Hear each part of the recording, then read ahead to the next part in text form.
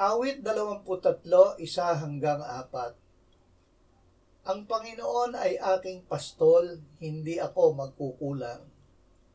Pinahihiga niya ako sa luntiang pastulan, inaakay niya ako sa tabi ng mga tubig na pahingahan. Pinanunumbalik niya ang aking kaluluwa, inaakay niya ako sa mga landas ng katuwiran alang-alang sa kanyang pangalan.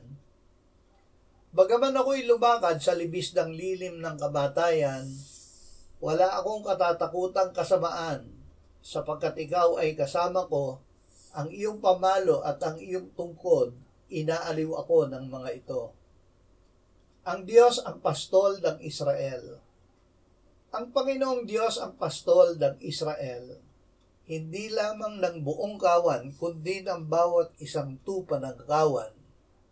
Si David ay nanalig na ang Panginoon ay sarili niyang pastol na nagbibigay sa kanya ng lahat ng kanyang pangangailangang material at espiritual. Hindi siya natakot sa kamatayan at kasamaan dahil alam niya na kasama niya ang kanyang pastol na umaakay at nagtatanggol, nagpapakain sa kanya kahit sa harap ng mga kaaway, nagbubuhos ng langis sa kanyang ulo, at nagpapaapaw ng kanyang saro.